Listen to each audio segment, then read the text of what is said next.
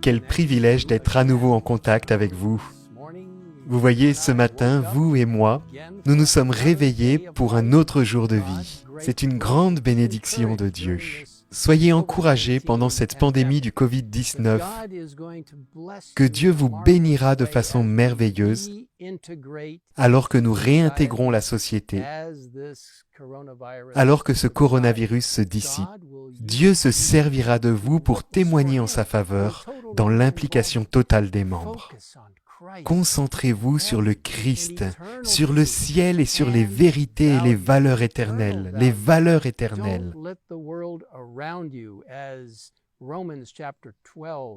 Ne vous conformez pas, dit Romains 12, verset 2.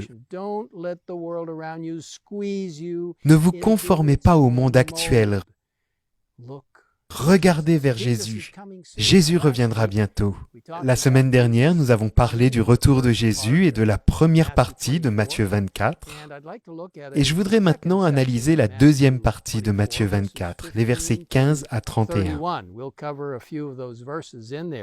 Le verset 15 de Matthieu 24, un chapitre important sur la seconde venue du Christ, dit « C'est pourquoi, lorsque vous verrez l'abominable dévastation dont a parlé le prophète Daniel établi dans le lieu saint, que celui qui lit fasse attention, alors que ceux qui seront en Judée s'enfuient dans les montagnes. » Plus précisément, Jésus parlait de l'attaque de l'armée romaine sur Jérusalem en 70 ou 70 après Jésus-Christ. Mais alors le chapitre se poursuit, nous passons à une seconde phase, une application de la seconde venue de Jésus-Christ.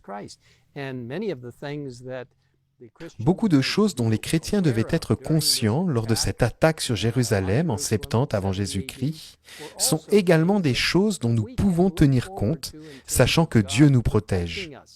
Ici, il est écrit que celui qui sera sur le toit ne descende pas pour prendre ce qui est dans sa maison, que celui qui sera dans les champs ne se retourne pas en arrière pour prendre son manteau. Ce genre de choses nous parle de l'urgence, de la vigilance que nous devons avoir dans l'attente du grand événement du retour de Jésus. Et bien sûr, c'était aussi vrai pour ceux qui se trouvaient à Jérusalem, car ils ne devaient rien laisser les distraire, c'est là le point principal. Il faut se concentrer sur les valeurs éternelles. Et puis il est dit, priez pour que votre fuite n'arrive pas en hiver, ni un jour de sabbat. Priez pour que Dieu nous guide en toutes choses et qu'il nous protège quoi qu'il arrive. Puis au verset 23, il ajoute, « Si quelqu'un vous dit alors le Messie est ici ou il est là, ne le croyez pas, car, verset 24, de prétendus Messies et de prétendus prophètes surgiront. Ils feront beaucoup de grands prodiges et de signes miraculeux au point de tromper, si c'était possible, même ceux qui ont été choisis. » Dieu veut nous protéger de la tromperie du diable et de tous ceux qui tenteront de nous tromper de façon terrible. Même ceux qui ont été choisis, même ceux qui sont liés au Seigneur. Tenez-vous donc ancrés dans la Bible et comprenez ce que Dieu vous réserve en lisant sa parole. Puis il dit, si donc on vous dit, le voici, il est dans le désert, n'y allez pas, ou le voilà, il est dans un lieu secret, ne le croyez pas. En effet, verset 27, tout comme l'éclair part de l'est et apparaît jusqu'à l'ouest, ainsi sera le retour du Fils de l'homme. C'est ce qu'il va se passer. Ce sera une chose visible. Vous allez pouvoir voir Jésus. Tout le monde le verra en même temps. Et puis au verset 29, il est dit, « Aussitôt après ces jours de détresse, le soleil s'obscurcira, la lune ne donnera plus sa lumière. Les étoiles tomberont du ciel et les puissances célestes seront ébranlées. » Et nous savons que ces signes ont déjà lieu. Alors le Fils de l'homme apparaîtra dans le ciel, verset 30. Tous les peuples de la terre se lamenteront, et ils verront le Fils de l'homme venir sur les nuées du ciel avec beaucoup de puissance et de gloire. Il enverra ses anges avec la trompette retentissante, et il rassemblera ceux qu'il a choisis des quatre coins du monde, d'une extrémité du ciel à l'autre. Je veux être là ce jour-là.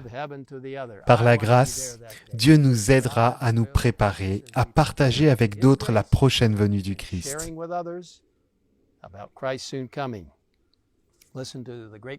Écoutez ce qui est écrit dans la tragédie des siècles, à la page 695. Bientôt apparaîtra vers l'Orient une petite nuée noire, grande comme la moitié d'une main d'homme. Elle entoure le Sauveur et semble à distance, enveloppée de ténèbres. Le peuple de Dieu la reconnaît comme le signe du Fils de l'homme. Dans un silence solennel, il la contemple à mesure qu'elle s'approche de la terre et devient de plus en plus lumineuse. Elle a bientôt l'apparence d'une grande nuée blanche entourée de l'arc-en-ciel, de l'alliance de Dieu, dont les bases sont semblables à un brasier. Jésus s'avance à cheval dans l'attitude martiale d'un conquérant. Quel beau jour ce sera, un jour qui arrive bientôt. Laissez-moi prier avec vous. Père qui est aux cieux, guide-nous dans l'attente de ce grand jour où Jésus reviendra, et d'ici là, aide-nous à nous impliquer avec les autres et à leur faire reconnaître combien Jésus est merveilleux. La justice est une belle vérité biblique, tout comme son retour, un événement merveilleux qui se produira bientôt. Seigneur, protège chacun de nous. Aide-nous à nous engager totalement en tant que membres en partageant avec les autres la nouvelle que Jésus reviendra bientôt. Nous le demandons au nom de Jésus. Amen. Christ's name we ask it. Amen.